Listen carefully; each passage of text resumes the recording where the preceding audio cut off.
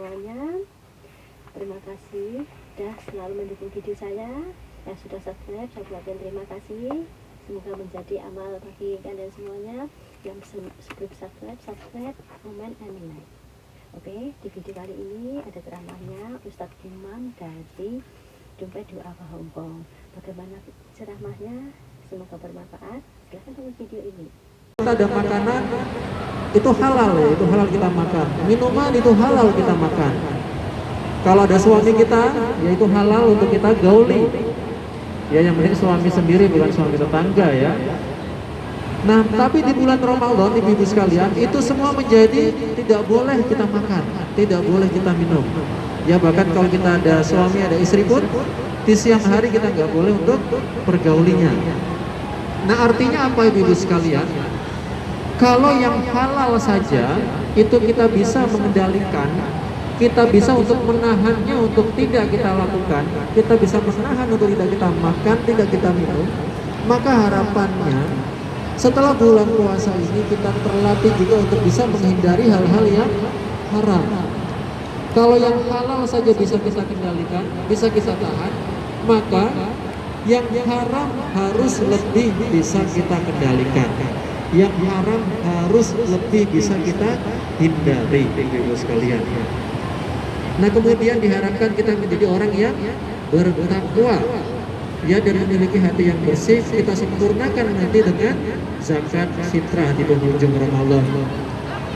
Kalau saya tanya ibu sekalian ini yang kerudungnya putih nih, terutama kerudungnya putih baru dicuci pakai Baiklin ya, pakai bleach, maka nanti kalau misalkan buka puasa, nanti ada buka puasa kamu di sini Bu? Ada ya. Buka puasa misalkan menunya kuah-kuah Bu. Menunya kuah-kuah. Nah, yang pakai baju bersih ini, yang putih ini, makannya gimana biasanya Bu? Hati-hati ya Bu ya. Biar tidak nyiprat. Karena kalau nyiprat nanti pasti kita gelisah kan. Sudah dicuci bersih, kena kuah soto kan jadi susah ngilanginya. Kalau nyiprat sedikit pun biasanya kita langsung kasih air di gitu kan Bu. Jadi kita nggak mau kerudung kita menjadi kotor karena kerudung kita bersih. Beda kalau misalkan kerudung kita warnanya hitam, misalkan ini yang hitam ya, hitam terus, atau kerudung kita kotor karena kita baru bepergian kemana-mana, terus kita kotor banget kerudungnya, kita makan akan merasakan hal yang sama dengan yang kerudungnya bersih nggak Bu? Kita hati-hati, kita takut kecipratan kayak gitu nggak? Enggak ya, malah sisan regete gitu kan, udah sekalian kotor nggak apa-apa. Nah, maka ibu-ibu sekalian, hati kita juga seperti itu. Kalau hati kita ini bersih, maka kita cenderung akan menghindari perbuatan-perbuatan dosa. Kita akan enggan untuk berbuat tidak baik. Kita akan gelisah ketika melakukan perbuatan maksiat. Tapi kalau hati kita ini sudah kotor, maka perbuatan tidak baik, perbuatan maksiat, perbuatan dosa itu menjadi hal yang biasa. Kita udah nggak merasa lagi bersalah ketika melakukan perbuatan yang tidak baik kalau hati kita kotor. Contohnya begini ibu sekalian, sekarang subuh itu kan jam 4 lebih 40 menit lah ya, kurang lebih ya. Ibu-ibu biasa bangun sholat tepat waktu di subuh hari. Satu ketika karena kita capek ya kan, malam begadang kerja sampai dini hari misalkan, kemudian subuhnya kesiangan Bu, matahari sudah terbit, maka apa yang kita rasakan Bu? Kita biasanya akan merasa bersalah, akan merasa kecewa, atau akan merasa gelisah. Aduh ya Allah, astagfirullahaladzim, aku kesiangan, waduh matahari sudah terbit. Akan merasa apa ya, gelo tahu ya Bu ya, bahasa Indonesianya apa gelo itu? Iya, kecewa kan? Kecewa. Pokoknya merasa bersalah lah, karena kita terbiasa bangun subuh, kita sholat subuh tepat waktu, hari itu kita kesiangan. Kita seperti kehilangan sesuatu. Kemudian keesokan harinya Bu, ternyata kita bangunnya kesiangan lagi. Kita masih merasa kecewa, masih merasa bersalah, tapi sedikit lebih hilang rasa bersalahnya. Ternyata besok terulang lagi, berhari-hari kita terulang terus bangunnya kesiangan Bu. Lama-lama rasa bersalah, rasa kecewa itu semakin hilang, dan sampai pada satu titik kita merasa biasa bangun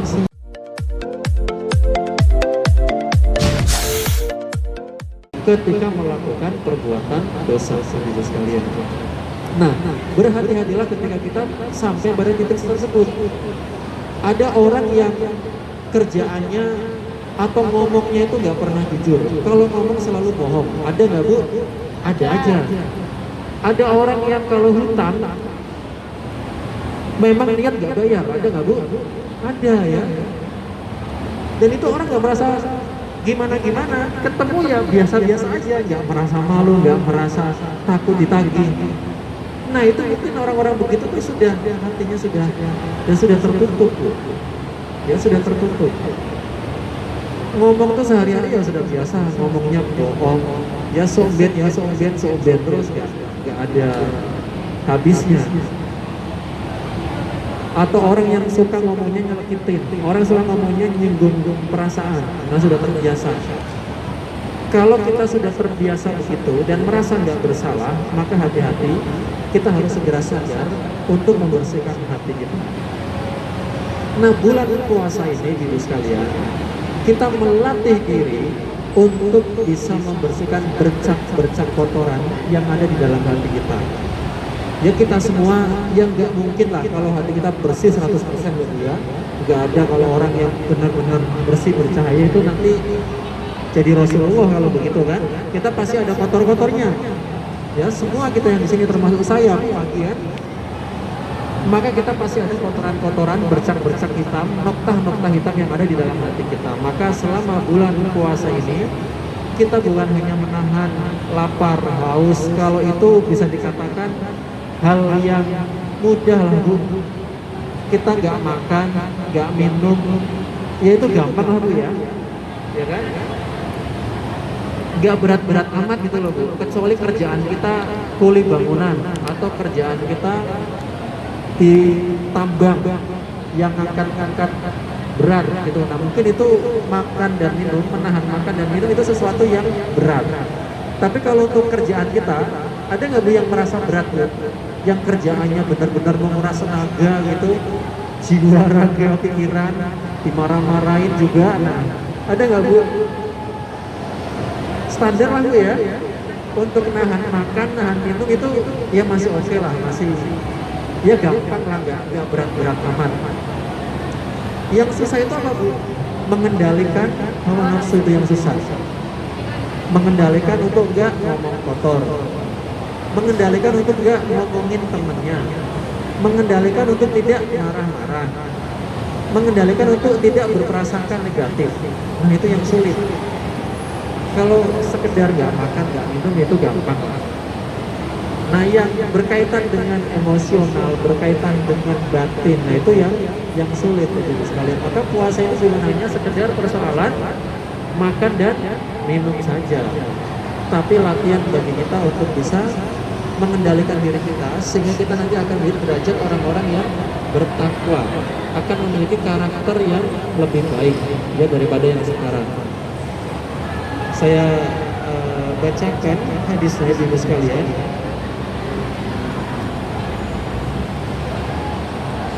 Ya Rasulullah SAW bersabda yang artinya, di bulan Ramadan pintu-pintu neraka ditutup, pintu-pintu surga dibuka, dan setan-setan dibelenggu. Beliau melanjutkan, pada bulan ini malaikat menyeru, wahai pendamba kebaikan bergembiralah, wahai pendamba keburukan berhentilah. Malaikat menyerukan kata-kata itu hingga bulan Ramadan berakhir. Maka sepanjang bulan Ramadan ya malaikat menyerukan, wahai pendamba kebaikan bergembiralah. Kalau yang pendambang keburukan, berhentilah. Ya, pintu surga dibuka lebar-lebar, pintu neraka ditutup. Lalu pertanyaannya, kenapa masih ada orang yang maksiat, ya kan? Nah, ulama ada yang menyebutkan kalau bahasa ini adalah bahasa kiasan, ibu sekalian. Pintu surga dibuka, pintu neraka ditutup bukan pada konteks sebenarnya, tapi itu adalah kiasan. Artinya apa? Kalau di bulan puasa ini, maka kecenderungan kita sebagai umat Islam itu akan bersemangat melakukan kebaikan, dan kita juga akan menghindari keburukan. Kecenderungannya pasti begitu. Ya, contoh kata misalkan kita yang terbiasa ngomongnya mohon maaf, ngomong kotor misalkan. Pada saat bulan puasa, aku lagi puasa ya, tak jaga dulu lah. Yang biasa bohong misalkan, oh iya aku lagi puasa ya, jadi bohong. Ya, sebaliknya, oh iya ini bulan puasa, saya mau baca Quran lah lebih banyak. Ini bulan puasa saya mau nambah salat-salat sunnahnya. Nah, maka itu artinya pintu surga dibuka, pintu neraka ditutup. Artinya orang akan berlomba-lomba untuk melakukan kebaikan, untuk memperbaiki ibadah. Orang juga akan menghindari keburukan-keburukan. Nah, tapi kalau masih juga orang yang bermaksiat, ya kan, ya itu benar-benar bandel, benar gitu ya. Artinya ya hatinya itu perlu dibenahi. Ya, kalau misalkan dia masih belum juga terbuka di bulan Ramadan ini untuk melakukan kebaikan-kebaikan dalam jumlah yang banyak dan juga menghindari keburukan. Nah, Ramadan ini ibu sekalian satu-satunya bulan di mana Allah mewajibkan puasa. Di bulan-bulan lain tidak ada Allah mewajibkan puasa. Ya, yang ada Allah menganjurkan puasa. Ya, puasa-puasa sunnah. Tapi kalau puasa wajib hanya di bulan Ramadan saja. Dan pahalanya adalah kata Allah, ya puasa ini untukku dan biar aku yang akan memberikan pahalanya. Nah, maka ibu sekalian, biasanya nih ya kalau sesuatu yang dirahasiakan itu besar atau kecil ibu? Besar ya, sampai Allah itu ini adalah urusanku, ya puasa ini untukku dan aku yang akan memberikan pahalanya. Maka kalau Allah sampai bilang begitu, ini artinya pahalanya ya bisa jadi di luar dugaan kita. Kalau kayak sholat, kita baca Quran kan disebutkan sama Allah pahalanya kan. Ibu-ibu kerja disebutkan gajinya kan Bu, ada tanda tangan kontrak 4.630 atau 5.000 sekian bagi yang pahalanya baik. Atau ada juga tuh teman kita di volunteer ada sampai 7.000. Itu semua ada tanda tangan di atas kontrak. Ada nggak majikan yang udah nggak usah mikirin gajian, pokoknya nanti terima aja, tenang aja ya, surprise gitu misalkan. Nah, kira-kira kalau majikan bilang begitu, apakah gajinya kurang dari 4.630 atau bakalan lebih dari itu Bu? Kurang. Ya biasanya lebih ya. Ya kalau kurang keterlaluan. Nginting-nginting itu berarti kan. Kalau sampai ada nggak majikan yang bilang gitu? Nggak ada lah ya, karena di sini harus pakai kontrak kan. Kalau ada yang bilang, atau misalkan udah itu kontrak itu formalitas saja, urusan gajian gampang, nanti setiap bulan bisa berubah-berubah, terserah saya gitu misalkan. Pokoknya kamu kerja yang bagus ya, nanti akan saya kasih gaji sesuai kerjaanmu misalkan. Nah, biasanya kalau misalkan ngomong begitu yang dirahasiakan, artinya dia akan memberikan gaji yang lebih tinggi. Nah, ini Allah juga tidak ngomong, tidak mengatakan secara langsung, secara gamblang angka-angka pahala yang akan diberikan kepada orang yang berpuasa. Nah, maka insya Allah ini pahalanya luar biasa ibu sekalian. Ya, begitu tingginya nilai puasa. Ya, sampai-sampai Allah mengancam orang yang meninggalkan puasa dengan sengaja tanpa udzur yang diperbolehkan. Ya, tanpa keringanan yang diperbolehkan oleh Allah. Saya bacakan hadisnya ibu sekalian, ancaman orang yang enggan berpuasa di bulan Ramadan. Siapa yang tidak berpuasa satu hari di bulan Ramadan bukan karena keringanan yang diberikan oleh Allah kepadanya, maka puasa yang ditinggalkannya tidak dapat digantikan dengan puasa setahun penuh, meskipun dia berpuasa setahun penuh. Bisa kita lihat di sini bahwa nilai puasa itu sangat tinggi di hadapan Allah Subhanahu wa taala. Sampai-sampai kalau kita meninggalkan 1 hari saja puasa tanpa keringanan ya Bu, tanpa udzur yang diperbolehkan, maksudnya misalkan ibu-ibu haid ya kan, itu jelas harus tidak berpuasa, atau hamil, menyusui, atau sakit, atau orang tua renta ya tidak sanggup berpuasa, maka boleh meninggalkan puasa. Nah itu nggak ada masalah.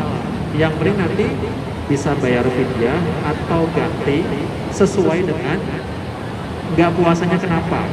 Kalau ibu-ibu nggak puasanya karena sakit yang bisa sembuh, maka nanti ganti di hari lain, bukan bayar fidyah ya Bu ya. Ntar jangan menggampangkan, sakit kemarin nggak puasa terus diganti fidyah, atau nggak puasa karena haid 7 hari bayar fidyah, bukan ya, nggak boleh. Karena ada juga teman-teman kita di sini yang nanya ke Dede begitu kan, ini mau bayar fidyah, kita tanya dulu. Kalau mau bayar fidyah ke kita tuh kita tanya dulu, ibu nggak puasanya karena apa? Kemarin kan haid itu 7 hari, mau ganti fidyah ya nggak boleh ya kan? Atau kemarin sakit gitu, sekarang udah sembuh belum, udah ya ganti puasanya, bukan bayar fidyah. Tapi kalau ibu-ibu misalkan ada orang yang sakit divonis tidak bisa sembuh, kalau puasa bakalan akan mengganggu kesehatannya, itu boleh diganti dengan fidyah karena dia nggak bisa ganti lagi. Atau orang yang sudah tua renta, dia nggak bisa berpuasa karena sudah fisiknya sudah lemah, dia juga boleh ganti dengan fidyah. Karena nggak mungkin sekarang aja nggak bisa berpuasa, apalagi bulan depan kan semakin tua kan semakin lemah, maka dia bisa ganti dengan fidyah. Hamil menyusui ada 2 pendapat, ada yang dia cukup bayar fidyah saja, ada juga yang bilang bayar fidyah tapi nanti kalau sudah bisa mengganti tetap mengganti ya. Kalau saya sama istri mengambil pendapat yang kedua, pada saat kemarin meninggalkan puasa karena sudah nggak hamil menyusui lagi. Oke, bagaimana videonya? Bermanfaat ya. Yaitu tadi yang sangat mengena, ternyata kita meninggalkan puasa pada bulan Ramadan tanpa ada alasan yang jelas atau alasan yang diperbolehkan, itu puasanya walaupun diganti dengan puasa hari biasa dalam 1 tahun nggak ada apa-apanya ya, nggak balance. Jadi jangan tinggalkan puasa kalau tidak ada alasan yang diperbolehkan. Terima kasih. Oke, saya ucapkan wassalamualaikum warahmatullahi wabarakatuh, dan terima kasih yang sudah subscribe, comment, and like, dan jangan lupa bahagia.